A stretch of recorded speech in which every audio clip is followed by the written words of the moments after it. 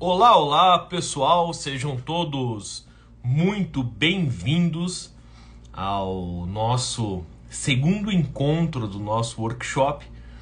Workshop esse que fala sobre cultura de criatividade para a inovação. A gente teve a primeira aula ontem, a nossa primeira aula foi ontem a respeito do nosso workshop de cultura de criatividade para inovação, no mesmo horário, das 21 às 22 horas. E hoje nós estamos tendo a segunda aula do workshop de cultura de criatividade para a inovação. Então, para aqueles que não viram a primeira aula, para aqueles que estão entrando agora, obviamente eu vou recapitular rapidamente o que foi falado ontem na aula, mas para aqueles que não viram a aula de ontem, ela está gravada, ela está liberada, está como Reels no meu Instagram, então vocês podem acessar, ficarem super à vontade aí em consumir esse conteúdo. E obviamente hoje eu vou dar continuidade à segunda aula, onde eu vou aprofundar então os conceitos que foram trabalhados na primeira aula e a gente obviamente começar a introduzir devagar pequenas ferramentas, pequenas metodologias para que vocês possam cultivar e até mesmo criar uma cultura criativa, obviamente voltada para a inovação. Então vamos fazer um rápido aí overview do que foi comentado ontem por mim.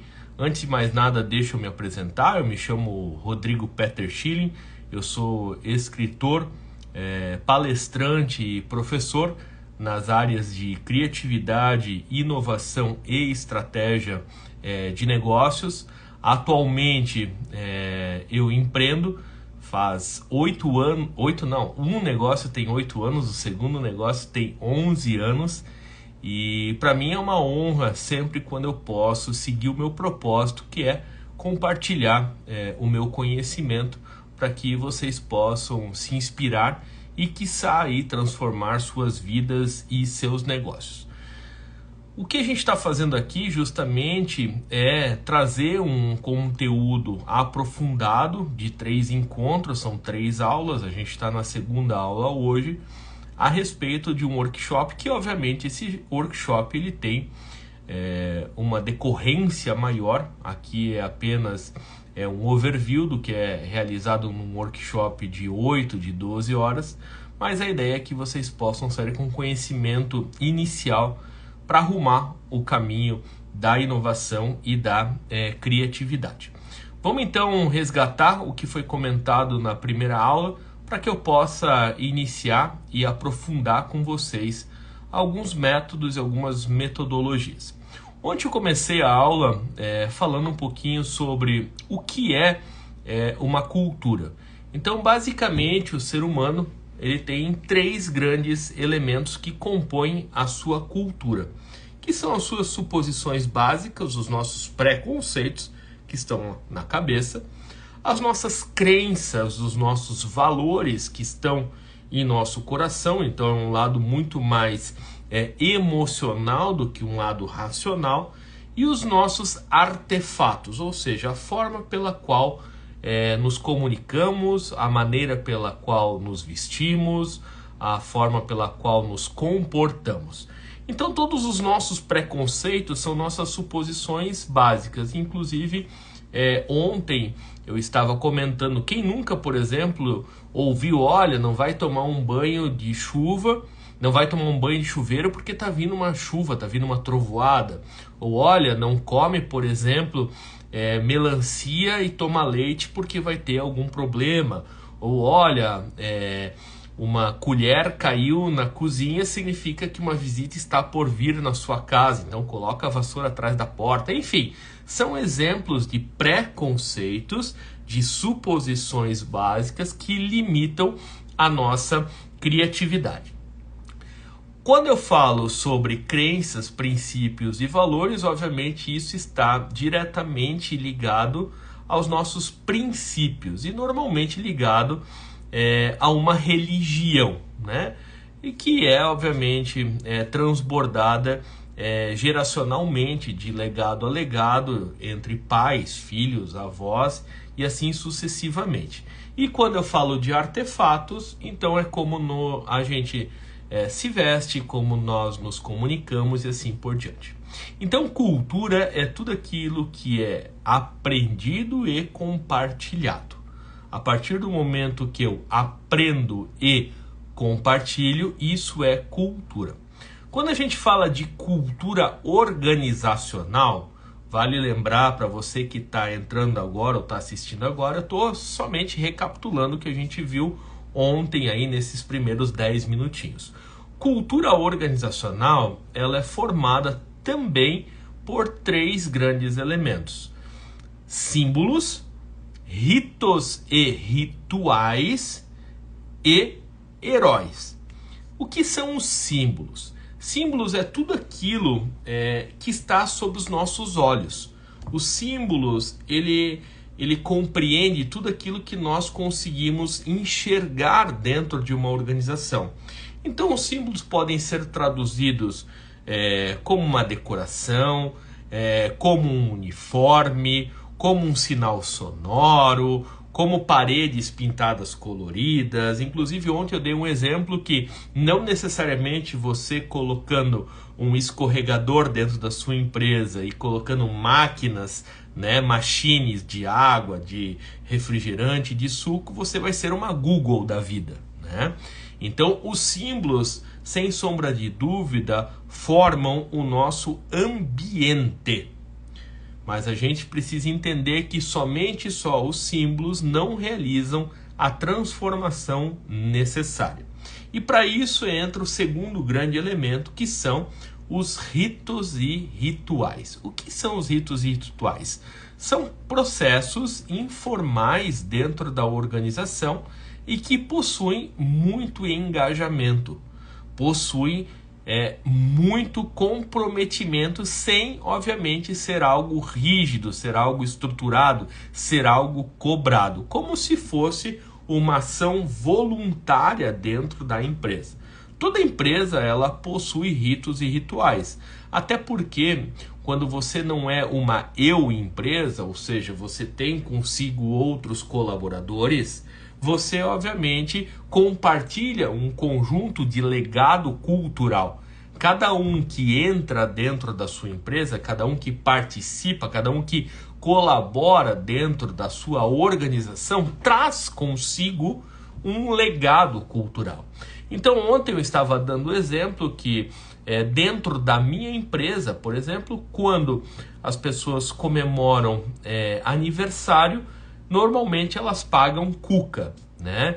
Quando elas comemoram um ano de casa, normalmente elas pagam cuca. Ou seja, isso é um ritual que não está necessariamente formatado, documentado dentro das melhores práticas de recursos humanos da área de RH, mas as pessoas fazem de forma voluntária. Da mesma forma, por exemplo, quando o comercial bate uma meta na empresa e um sino é tocado, ou uma sirene é tocada, ou um sinal sonoro é emitido. Isso é um ritual que não necessariamente está formalizado, mas que acontece de forma voluntária e as pessoas se engajam em prol daquele rito e daquele ritual.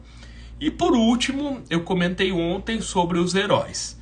E aí eu dei um exemplo que, assim como nos filmes onde nós temos a participação de heróis, normalmente o que a gente quer fazer com os heróis? Normalmente os heróis são perseguidos e são eliminados, né? Se tenta matar os heróis. E dentro das organizações, esse mesmo movimento acontece.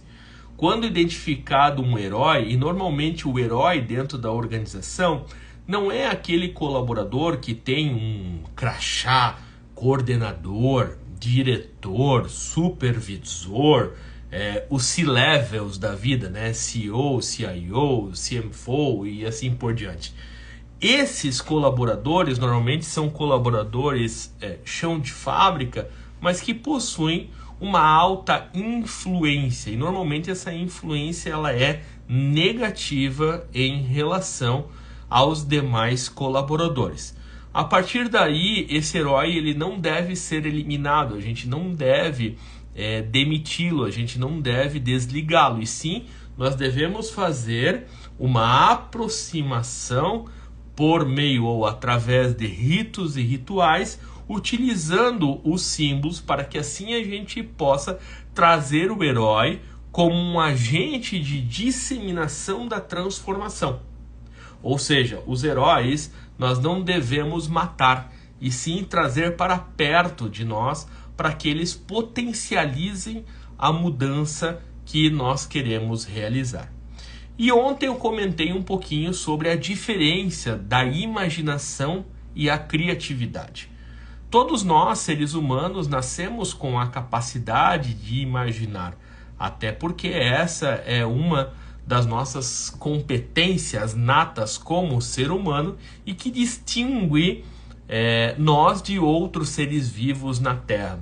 Por outro lado, quando nós falamos sobre imaginação, colocar a imaginação em prática é sermos criativos.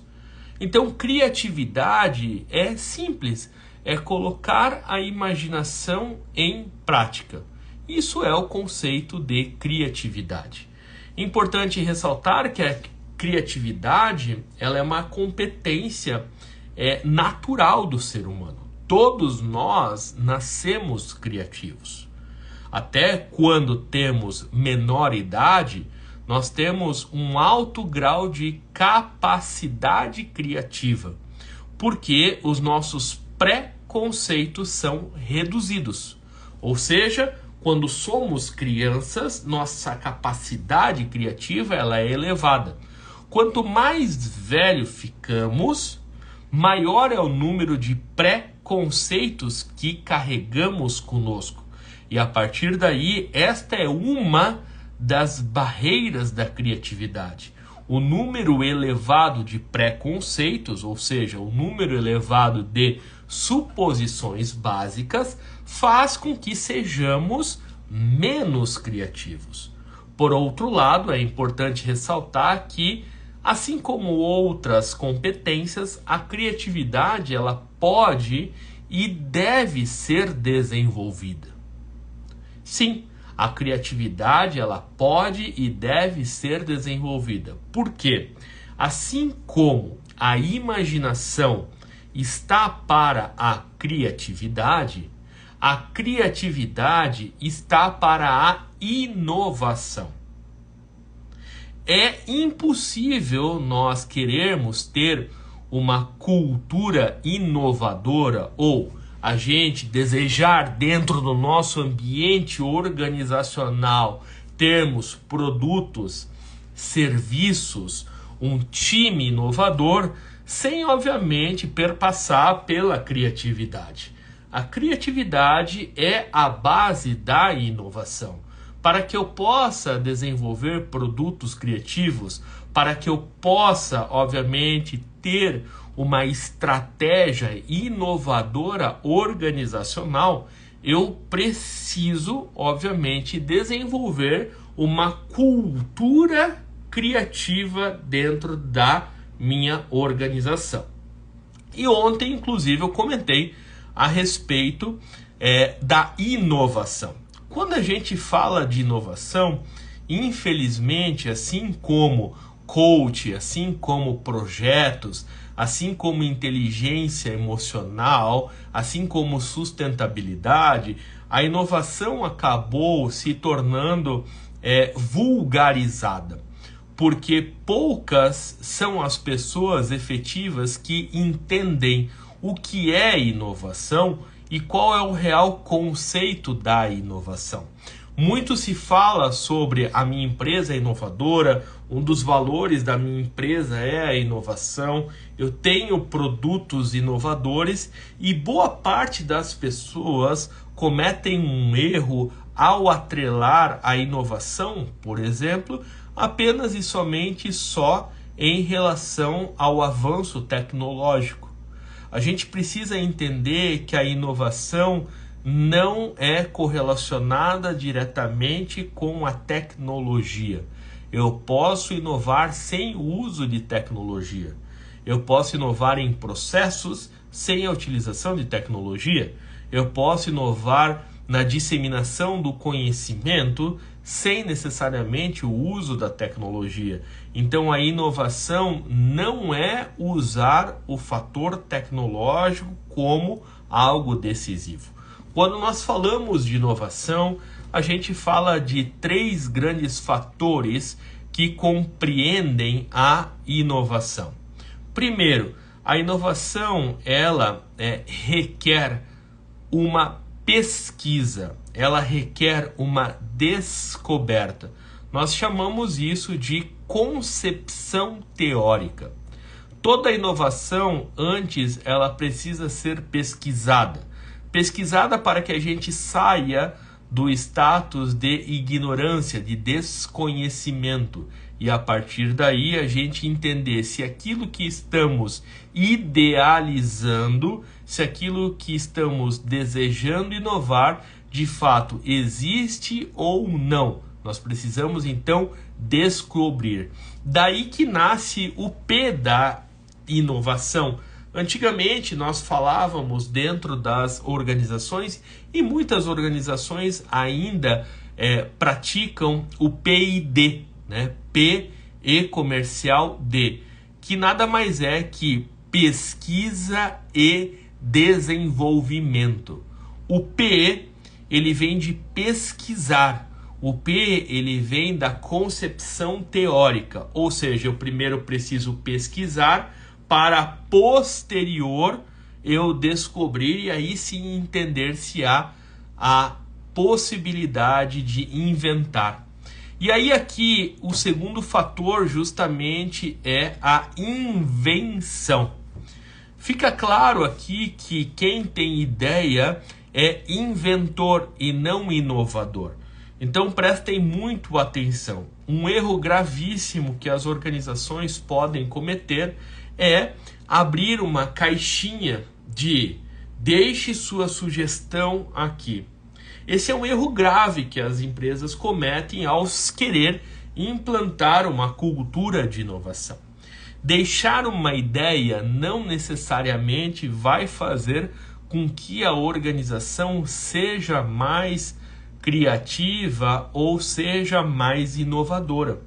Possivelmente aquelas ideias irão muito mais contribuir para uma ouvidoria do que efetivamente para uma construção de uma cultura criativa, tampouco de uma cultura inovadora. Por que eu estou falando isso para você? Porque efetivamente deixar uma ideia dentro de uma caixinha significa que a gente está potencializando ideias. E quem potencializa ideias está sendo inventivo, ou seja, está sendo inventor. E não necessariamente cada ideia corresponde a uma inovação. Sem sombra de dúvidas, uma ideia bem explorada, uma ideia bem sucedida, ela pode se tornar uma inovação. Mas se ela não sair do tangente da ideia, ela é simplesmente um invento. Então assim a gente vai para o terceiro fator da inovação. O terceiro fator da inovação, ele corresponde diretamente ao processo de explotação. O professor Rodrigo aqui não está falando errado. Realmente é explotar. Explotar vem do sentido de lançar. Ou seja, eu exploto, eu lanço, eu realizo o go-to-market. E o que é realizar o go-to-market dentro de uma organização? Go-to-market, GTM, é irmos ao mercado.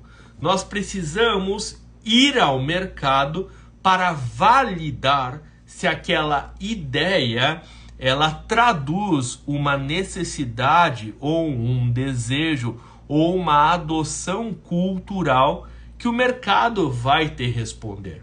Se o mercado não utilizar, se o mercado não comprar, se não houver uma aderência, necessariamente você foi apenas inventivo e não inovador.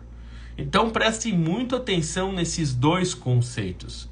Invenção é apenas uma ideia que não teve um sucesso ao mercado quando explotado.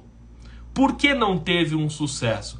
Porque as pessoas não aderiram, elas não compraram, tampouco utilizaram. Agora, quando nós falamos de inovação, a inovação é uma ideia bem-sucedida, explotada junto ao mercado. Então essa explotação, ela pode ter dois grandes viés. O primeiro viés é, obviamente, uma comercialização, uma exploração comercial. O que seria uma exploração comercial? Nós pagamos por um determinado produto ou serviço inovador. Mas, por outro lado, uma inovação, ela pode ter um cunho cultural. O que seria um cunho cultural? A gente utilizar uma devida solução, ou seja, utilizar um produto ou um serviço em prol da resolução de um problema. Isso é adoção cultural. Então vejam só vocês um exemplo clássico que aconteceu com o WhatsApp em relação ao que eu acabo de falar para vocês sobre invento, ideia e inovação, explotação para o mercado. Quando o WhatsApp ele foi lançado, pasmem vocês, ele era pago. Eu paguei para utilizar o WhatsApp. Ah, para, Rodrigo, tu pagou para utilizar o WhatsApp? Sim. O WhatsApp, se alguém estiver me assistindo agora e quiser falar ou comentar, fique super à vontade. Se você também pagou o WhatsApp, não me deixa aqui mentir sozinho, brincadeiras à parte, mas sim, o WhatsApp ele era pago. Você pagava 99 cents de dólar para você realizar o download da aplicação e assim você utilizava o WhatsApp. Então pensem vocês o seguinte, se fôssemos o mercado, quantos de nós aqui estaríamos na época dispostos a pagar 99 cents de dólar para a utilização do WhatsApp? Obviamente o WhatsApp entendeu que não bastou ter uma excelente ideia de um produto que até então não revolucionou naquele momento a forma pela qual nos comunicamos. Porém, o WhatsApp ele não desistiu, ou seja, ele entendeu que poderia ter havido um erro no processo de explotação. E o que o WhatsApp fez? Ele voltou e foi lá e recriou o produto? Ele voltou para a prancheta e refez todo o produto? Não. Simplesmente houve um relançamento do WhatsApp, agora de forma gratuita. E da mesma maneira que eu falo para vocês, quem daqui, por exemplo, não tem um WhatsApp? Obviamente, nós não pagamos para utilizar o WhatsApp. Por outro lado, nós adotamos o WhatsApp como uma solução de comunicação. Ou seja, dentro do processo de inovação, nós tivemos uma explotação, num primeiro momento, não tão bem sucedida. Num segundo momento, sim, muito bem sucedida, e não houve uma exploração financeira. Houve, então, uma exploração cultural. Nós utilizamos. E aqui eu ouso a dizer que se hoje, por exemplo, o WhatsApp voltasse a cobrar 99 cents de dólar, ou, enfim, 99 centavos, R$ 1, seria capaz de pagarmos para a utilização, até que não tenhamos um outro concorrente que faça o mesmo serviço, por exemplo, o Telegram, de forma gratuita. Então, aqui é uma questão cultural. E vejam vocês a importância de nós entendermos a cultura para podermos assim inovar. Por que eu forço e por que eu insisto tanto nessa tecla da cultura? Porque a cultura organizacional é uma das principais barreiras de grandes processos de transformações nas organizações.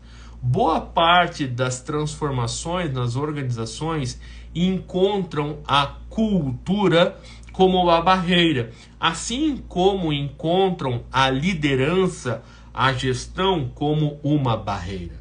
Nós precisamos entender fortemente qual é a cultura que estamos inseridos e, a partir desse momento, realizar um movimento, de transformação. Entendam vocês, então, que quando nós falamos de uma cultura criativa, nós precisamos resgatar aqui a nossa capacidade criativa. E aqui, obviamente, eu preciso criar um outro conceito com vocês em relação à estratégia. Se nós queremos e nós desejamos ter uma organização bem sucedida e pautada em cima de uma estratégia que esta seja de diferenciação e de competitividade no mercado, nós precisamos entender que a nossa maior concorrência é contra o futuro. Hoje, a maior concorrência que o seu negócio pode ter é contra o futuro. Por que eu falo isso para vocês? Porque seria muito míope nós olharmos apenas os concorrentes diretos ou os concorrentes indiretos em relação à nossa estratégia de crescimento. Nós precisamos entender, por exemplo, as grandes tendências em escala mundial. O futuro hoje é o nosso maior concorrente dos nossos negócios. Obviamente não quero me aprofundar aqui na temática de estratégia, até porque não faz parte necessariamente dessa nossa aula 2 de cultura de criatividade para inovação, mas eu preciso que vocês entendam, por exemplo, o movimento que está acontecendo agora, nesse exato momento, em relação à inteligência artificial. Pensem vocês o seguinte: quando nós falamos sobre inteligência artificial, eu não gostaria que vocês olhassem a inteligência artificial apenas como uma ferramenta de automação tecnológica. Boa parte de nós entendemos, e já sabemos, e já evidenciamos, e inclusive já degustamos da inteligência artificial como uma ferramenta. Um exemplo clássico, por exemplo, é você, ao ligar para uma instituição financeira. Dificilmente você fala hoje com o ser humano. Você vai falar com todo um processo de inteligência automatizada que vai te trazer respostas ou não. Da mesma forma, quando você fala, por exemplo, com assistentes virtuais em chatbots ou atendimentos digitais, por trás existe uma inteligência que está, obviamente, lendo e entendendo o contexto da sua conversa, ou o contexto da sua solicitação, ou o contexto do seu suporte, e está, obviamente, assim, produzindo conteúdo ao ponto de te ajudar a responder ou traçar o devido encaminhamento para a solução. Agora eu quero que você enxergue a inteligência artificial não apenas como uma forma de tecnologia.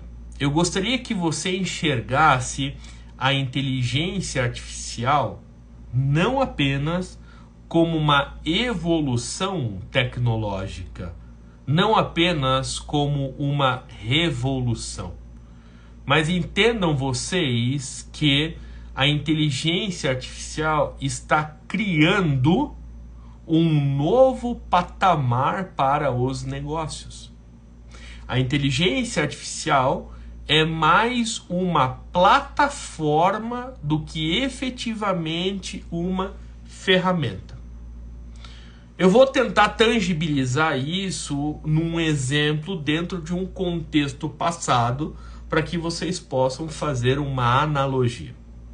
Se vocês remeterem o pensamento de vocês ao passado, nós, num primeiro momento, tínhamos apenas o celular. E nesse celular nós recebíamos chamadas, enviávamos torpedo, SMS, e obviamente realizávamos ligações. A partir do momento, e aqui eu não vou questionar se foi a Apple, se foi a Microsoft, se foi Android, pouco importa aqui o player de mercado, mas eu quero que vocês entendam sobre a construção de uma plataforma e o porquê eu estou falando isso. A partir do momento que houve uma explosão no mercado em relação ao uso da tecnologia com o advindo dos smartphones, obviamente, além dos recursos básicos de telecomunicação, nós acabamos criando uma plataforma de ancoragem para novos negócios. Pensem vocês que a partir, por exemplo, da criação do smartphone, dos iOS, dos Androids, dos sistemas operacionais que são embarcados dentro dos dispositivos móveis, houve uma ancoragem para que novos negócios surgissem. Por exemplo, nós tivemos o surgimento do iFood, nós tivemos o surgimento da Uber, nós tivemos o surgimento do Airbnb, nós tivemos o surgimento de outras grandes plataformas que até então não eram efetivamente conhecidas, tampouco utilizadas. Obviamente, essas plataformas rodavam no background por meio de navegadores. Mas, por outro lado, dentro do celular, nós não utilizávamos esses aplicativos. O que eu quero que vocês entendam é que este mesmo movimento acontece agora com a inteligência artificial. A inteligência artificial não é apenas uma ferramenta tecnológica de automatização de processos. Isso nós já vivemos há mais de 5, 7 anos. A inteligência artificial hoje é uma nova plataforma que vai conceber uma próxima revolução na modelagem dos negócios. Isso significa que, a partir da inteligência artificial, novos modelos de negócio irão surgir, sim, sem sombra de dúvidas. Até porque é desta maneira que a inteligência artificial precisa ser vista. Mas por que você está falando isso, Rodrigo? Por que você está falando em relação à inteligência artificial e o que isso tem a ver com cultura de criatividade e inovação? Nós precisamos entender que uma das principais características para não sermos criativos, ou seja, para não desenvolvermos uma cultura criativa, é o medo. O medo é uma das principais barreiras que nós temos em relação à criatividade. O medo de ser questionado, o medo de errar, às vezes o medo de fazer diferente faz com que a gente acabe se tornando rígido. Quando eu falo rígido, eu estou comentando aqui sobre a nossa capacidade limitada para a mudança. Então, o medo, sem sombra de dúvidas, é uma barreira para a criatividade. E aqui, obviamente, nós precisamos entender que se eu quero inovar, eu preciso correr riscos. Inovar é correr riscos. Inovar é trilhar um caminho que antes ninguém nunca havia trilhado. Inovar realmente não é fácil. Inovar requer muita persistência, muita resiliência. E você precisa desenvolver uma cultura dentro da sua empresa justamente promovendo o erro e não punindo o erro. Olha só que interessante. Boa parte das organizações ainda tem uma cultura organizacional de punição ao erro.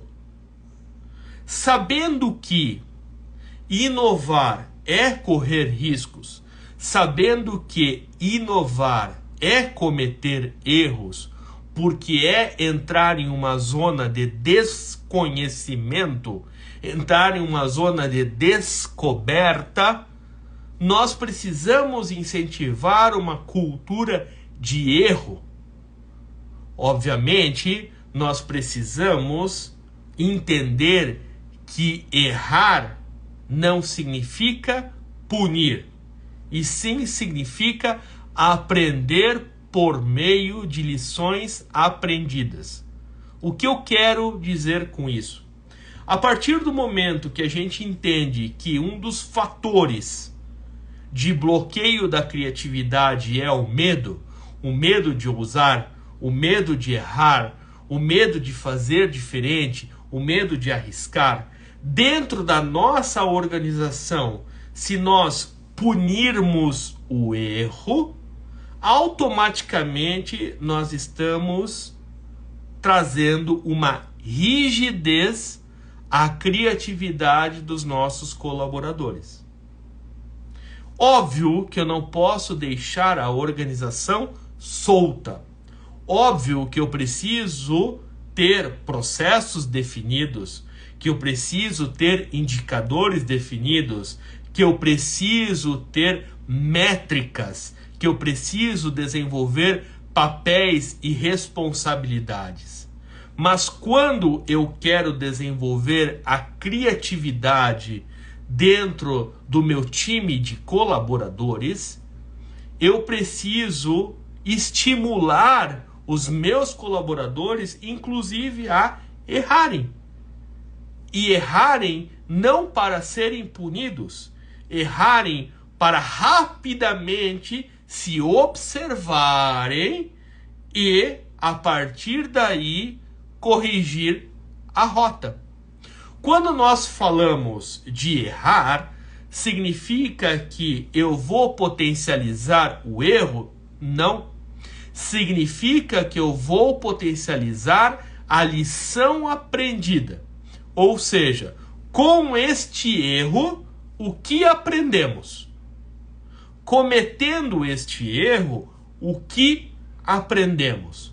A partir do momento, então, que nós entendemos na aula passada, ontem, que cultura é tudo aquilo que aprendemos e compartilhamos, e a cultura organizacional, ou seja, a cultura de uma empresa, é tudo aquilo que os colaboradores da empresa aprendem e compartilham, e sabendo que uma empresa que não é uma empresa que possui mais colaboradores, carrega consigo um legado cultural dos seus funcionários, dos seus colaboradores, uma cultura que potencializa o erro significa uma cultura que enxerga a capacidade de aprendizagem e trata o erro como uma lição aprendida, ao ponto de ou aprender ou entender que não, este caminho aqui não é o correto, porque nós já sabemos que por aqui não dá certo. Isso se chama fluidez. Quanto maior a nossa fluidez organizacional, maior a nossa capacidade de promoção de uma cultura criativa. A partir do momento que eu potencializo o erro, automaticamente as pessoas começam a entender que eu posso sugerir, eu posso pensar diferente, eu posso opinar. Mas aqui, entendam que opinar não é achar, até porque quem acha, devolve. Nós precisamos ter maturidade organizacional. Maturidade organizacional significa sair da zona do achismo e entrarmos para a zona de dados e fatos. Até porque contra dados e fatos não há como negar. Contra dados e fatos se justifica. Agora, a partir do momento que eu acho que poderia ser assim. Achar é ser muito mais inventivo do que inovador. Achar é muito mais dar ideia do que efetivamente contribuir para um processo ou uma cultura de inovação. Nós precisamos, então, além de trazer o conceito de lições aprendidas dentro de uma organização, nós precisamos também trazer o contexto de adaptabilidade. Quando a gente fala de adaptabilidade, a gente precisa entender que cada vez mais o mercado exige um dinamismo e uma resposta cada vez mais acelerada. Quando nós falamos de adaptabilidade, é a capacidade que a organização tem de entender o contexto na qual a mesma está inserida e, a partir daí, se adaptar. A questão aqui não é apenas se adaptar, mas sim nós termos uma agilidade. Daí nasce o conceito de adaptágil. Adaptágil. Eu preciso me adaptar, mas ao mesmo tempo eu preciso ser ágil. Entenda que agilidade, ela não tem relação direta com o conceito de rapidez.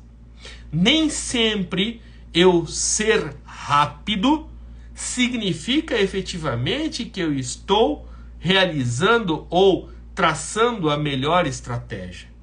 Quando eu falo de adaptabilidade e agilidade, agilidade não significa fazer rápido.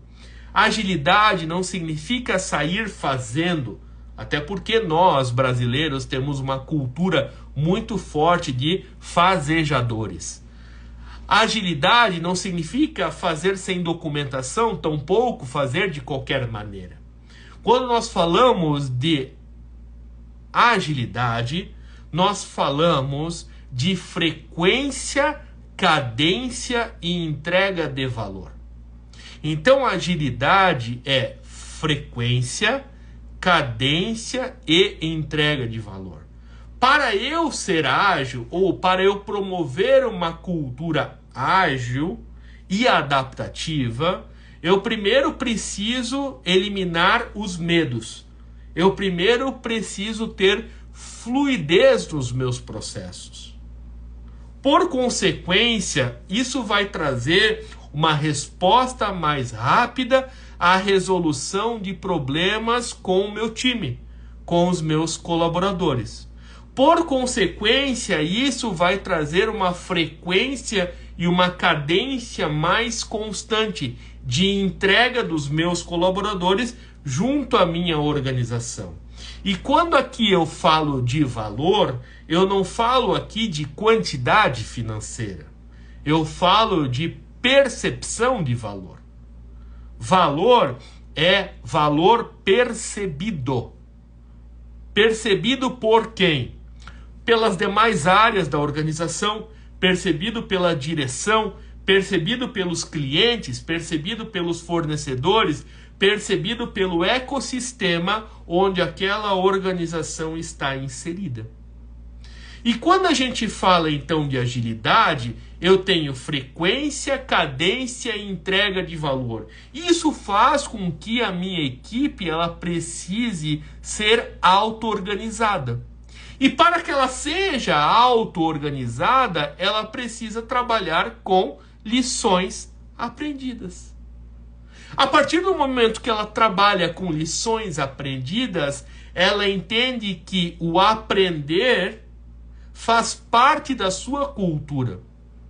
E aí, não é por acaso que a segunda competência mais exigida num profissional do futuro é aprender a aprender. A partir desse momento, nós criamos uma cultura aberta e pouco resistente. A partir do momento que eu tenho pouca resistência, eu estou aberto para possível ou possíveis mudanças dentro do ambiente organizacional. E quando eu falo de adaptação, a gente precisa entender que muitas vezes o ótimo é inimigo do bom. Por que eu falo que o ótimo é inimigo do bom? Muitas vezes nós queremos adotar na nossa empresa o melhor software, o melhor processo, o melhor colaborador, mas não necessariamente o melhor é ideal para a atual realidade do meu negócio. Nós precisamos entender, então, qual é o nível de maturidade do nosso negócio para posterior entender o quão estamos abertos a se adaptar a um novo contexto. O quão iremos nos permitir. Porque a permissão não é apenas top-down, ou seja, a permissão não é apenas da direção, da diretoria, dos donos da empresa. A permissão ela precisa ser coletiva, ela precisa ser da organização. A organização ela precisa comprar aquela ideia, a organização precisa comprar aquela transformação. Se a organização não compra, a gente está deixando de criar um rito e ritual. E se vocês resgatarem o que nós comentamos ontem sobre rito e ritual, os ritos e rituais, eles acontecem de forma fluida dentro da organização. Os ritos e rituais, eles acontecem de forma voluntária e possuem muito engajamento pelos colaboradores. Então, quanto mais potencializarmos os ritos e rituais e, obviamente, utilizarmos dos símbolos, com certeza faremos um processo de transformação. Isso faz com que a gente comece a eliminar as primeiras barreiras. Mas, Rodrigo, o que eu ganho efetivamente tendo uma empresa criativa? De bate-pronto, eu posso te dizer que um dos principais ganhos que você tem quando você tem uma empresa criativa é a resolução de problemas.